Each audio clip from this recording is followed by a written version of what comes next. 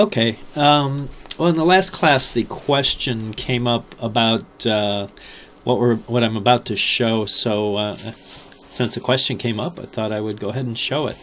What I've got here is just a dark background. I made it slightly bluish. May look black on your screen, but just to separate it. And I've turned all my other layers off, so completely ignore this. But what I've got is just my background, this guy here, and this one piece of text called live.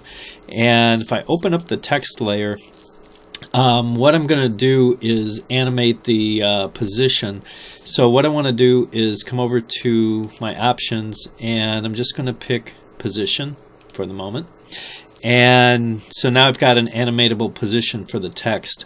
And what I want to do is actually take the text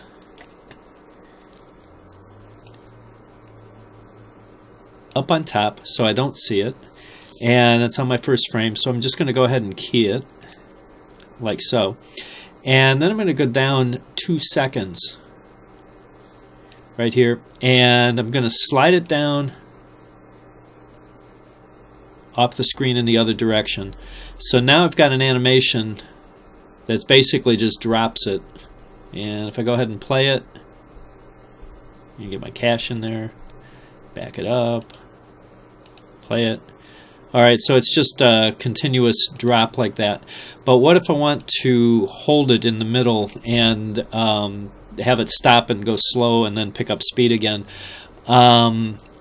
With the way the curve editor is here, I've found that the easiest way to do that is to do the start and end position first, and then go back in the middle and make adjustments. That way it seems to minimize any kind of like bouncing in the middle of the move. So let's just say out of 2 seconds, and I can move the keyframes around afterwards, but let's say out of 2 seconds, let's see, 2, I'm going to come back down 10 frames, 20 frames, to a second and 10 frames. And I'm going to raise it back up, like so. And then, so now I've got a keyframe.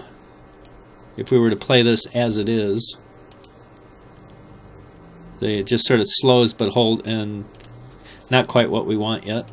So I'm going to pop this back up, go to my next keyframe, which will put me right here, and then I'm going to back up a good chunk of the way, let's just say to 20 frames, and I'm going to bring this down like so. So now if I play it, I have a hold, a moving hold. It's not really a full hold, but I have a slowdown, boom, like that. And if I want it to take longer in the middle, which is what I really want it to do, I'm going to take these keyframes, I'm going to move this over and spread this out so I get what I like. Come back down, hit play, let it cache in again, come back.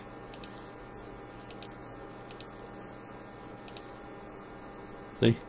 And stop, rewind, play.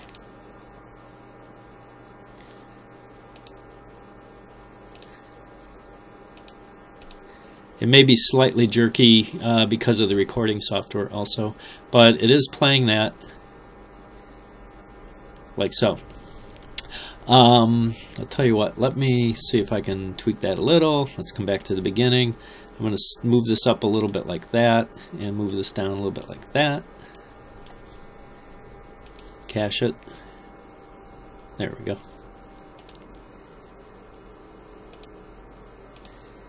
So we got the stop there, and then the speed up. I think there is a little bit of jitter because of the recording software that's going on, and that leads us into the next thing, where it's moving, but it's boom, slow, fast. Rewind. There we go. Now it's playing smoother. Haven't done anything. It's the recording software. Sometimes it plays smooth, sometimes it doesn't. Alright, but the animation is okay. Alright, now we also have the an option. All the layers have the ability to have motion blur turned on, and motion blur will smooth out quite a lot, and also gives you a really nice blur, and it moves in the direction of your object. So as your object moves around on the screen, it will track it accurately. To turn motion blur on for a layer, it's this guy right here. You can hover over all of these and see what the options are, and that's just the heading for that column all the way down. So I'm going to turn on the motion blur for the text layer. Then you also have to come up here to these options, and this turns on, this is the symbol for motion blur, but this turns the motion blur on globally. So you can have that on, but if these are not checked, those layers will not get motion blur. See if I play it now. No motion blur. But now if I turn it on for just this layer, see? And it tracks with it.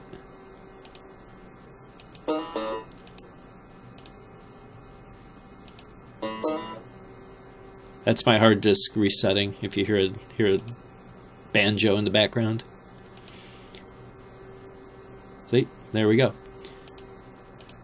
So basically what you want to do, just to avoid erroneous bouncing, is key the start and end position.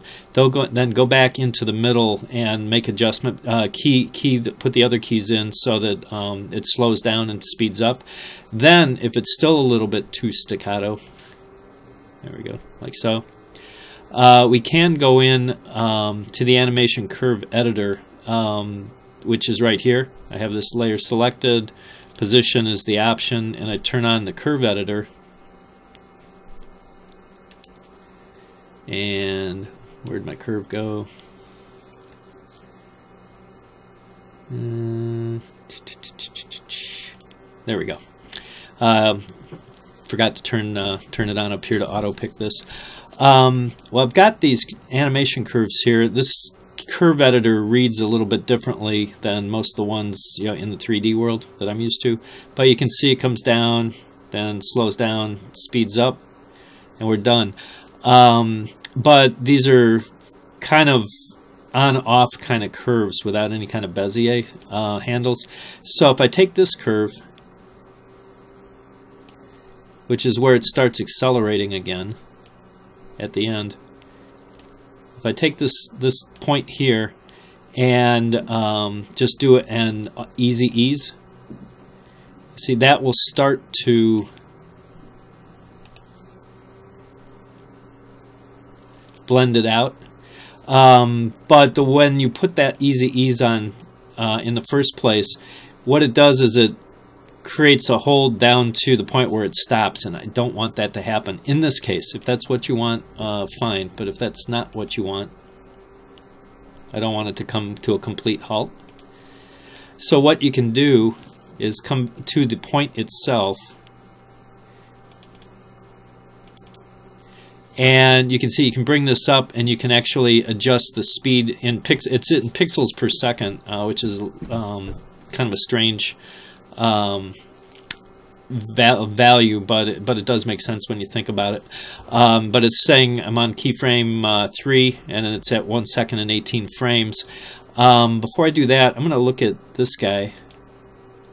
Double click on it. Actually, I don't even have to.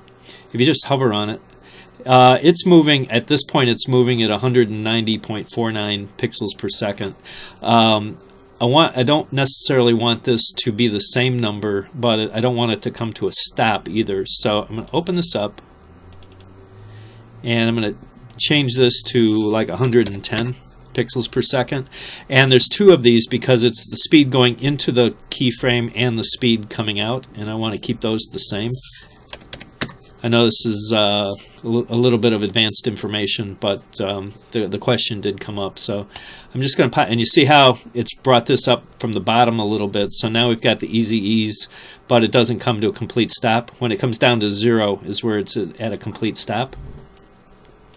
And so now if we play this, See, it makes a much smoother blended transition, like so.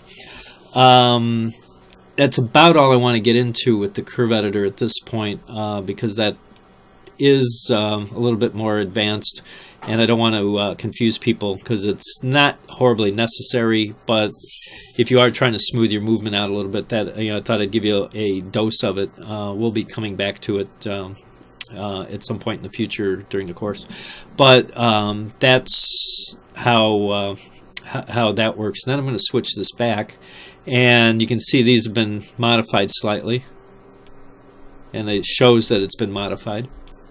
Yeah, let me go ahead and play it. Boom, like that. And you notice the motion blur does track with it, so you don't have to try and keyframe other blurs. Like so. So that's it for the moment. We'll get more into it in the class, but that's motion blur and sort of doing accelerations and decelerations with your type.